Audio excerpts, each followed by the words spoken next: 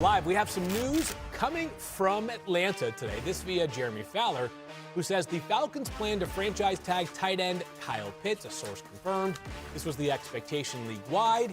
Now Atlanta locks it in. Mean, you like this decision by the Falcons to franchise tag Kyle Pitts? I think it makes sense. Start with the cost of the tag, about $15 million. That's not a lot. I mean, that's like the 25th highest paid receiver for comparison's sake. So just from a position standpoint, tagging him as they, I imagine, try to work out a long-term deal, it does make sense. And I'll say this about Kyle Pitts. I feel like because he started out so strong in his career and then had some downs relative from a production standpoint, obviously red zone being most notable, it was almost slept on last year that he had the second most yards of any tight end in football behind McBride. You really saw when Drake London was out, his emergence as the number one option at times for Atlanta. He has unique field stretching ability for a tight end. I think he's improved also in pass protection. So I wouldn't be surprised if Atlanta does try to get a deal done. And it makes sense to me from a coaching perspective, too, with Kevin Stefanski coming in.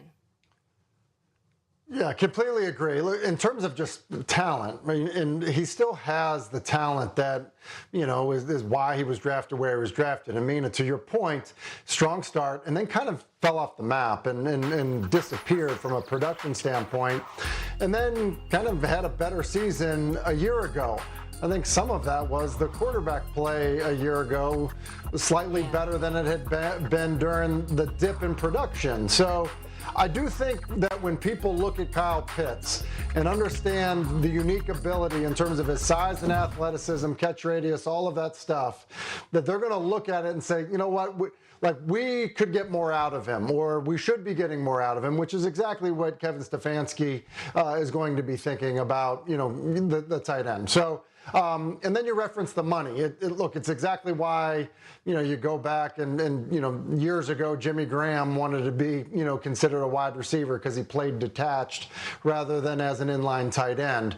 Look, Kyle Pitts is most dangerous when he's detached from the formation. So comparing him to high-paid wide receivers does make sense from the standpoint of it's pretty much a bargain at $15 million on a one-year deal.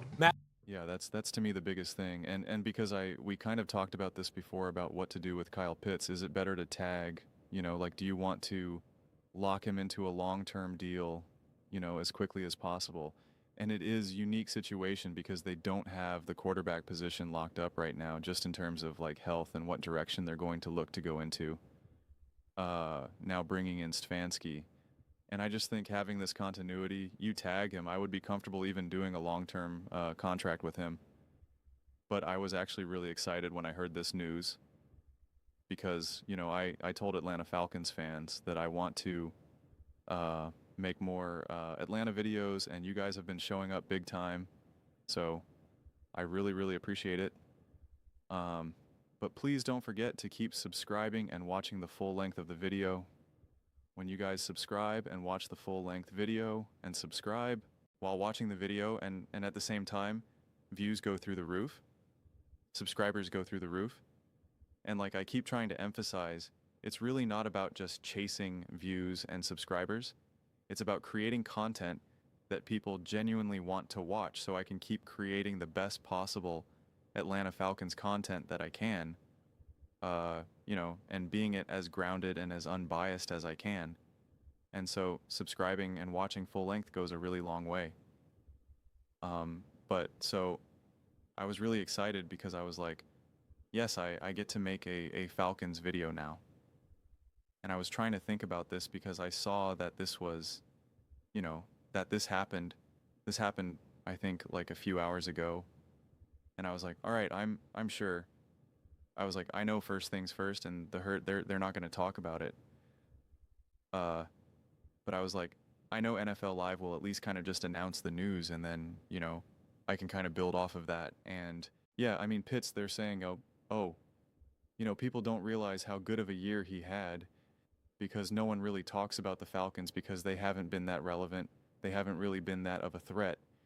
And yet they got dudes on this team offensively.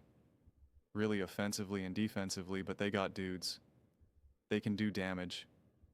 That's why I really do think that Stefanski has the ability. If you can get decent quarterback play, as Kirk Cousins showed, quite frankly, you can do some damage. You can do some damage. And I think there's really no risk with the Pitts right now with doing the franchise tag, because the money itself is not that big of a deal. And let's say they can't get a deal locked in until another year, right? Like they have to play out this year. It's not like now he's going to command 55 mil. You know, it's like, it's not like you're like, all right, man, like the rate is going up huge. Worst case scenario, Pitts has an amazing year and now you have to pay him more money, which is like, you know, it's a decent problem to have. But the more money, it's not like it's not the difference between 15 mil, right? Like, it's not this kind of like, oh my gosh, we're really crushing ourselves here. Like, it'll end up being probably a few $1 million difference, if that, right? Like, that's just the way how tight ends get paid. So, there's really no risk, honestly. And if you continue to have Pitts continues to have kind of some inconsistencies, and Suffy's kind of like, we don't need to pay for this right now. This is fine. You know, we're going to draft, et cetera, free, you know, whatever it may be, then you kind of go that route. But it seems like they want to tag him and then still kind of work from there and lock him up long term. And, you know, so it'll maybe kind of a wait and see situation. See, does he actually is he locked up in a long-term deal? And when does it take place? I'm not going to try to predict that, but I do think in this moment of time, it makes sense. I really do believe that ultimately it makes sense. And to me, this team right now just comes down to, can they get quality quarterback play? They don't need elite quarterback play. They don't need world-changing quarterback play. Can they just get consistent quality quarterback play? Can they just get consistent quarterback play? They do that, then this team will be a force to be reckoned with. I really, really, really do believe that. I think they're going to, you know, obviously they don't have the 1 draft pick, but they obviously have later rounds. I think they'll be able to do work. I mean, I think their offense is legit. The defense is tough now because you're potentially, I mean, not potentially, you're all but losing someone who, you know, had quite some weight on that defense. So, you know, it'll be interesting to see kind of what this defense needs to turn into. But I just think they're going to be able to get so much more consistent offensive play from this team as long as their quarterback has the ability to be consistent. And again, is it Penix? Is it going to be someone else? It's too hard to know right now. That's the hardest part, and continues to be the hardest part of trying to truly evaluate this Falcons team. But that's why, for me, my floor is, as long as you get consistent quarterback play and just quality, right? Not even a super high quality, just quality, just makes you feel like, okay, we got a quarterback who can be quarterback, right? Who can just be quarterback. I think they can win a lot of games. I think they can do a lot of damage. I think they can be, you know, let me try to use an example of this. Last season, you know, what's a good example of a team?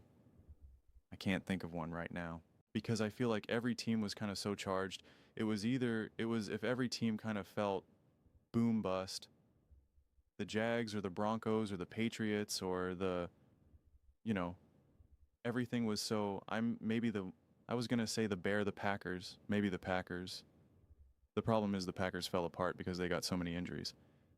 But in terms of the quality play that you were able to see out of the Packers,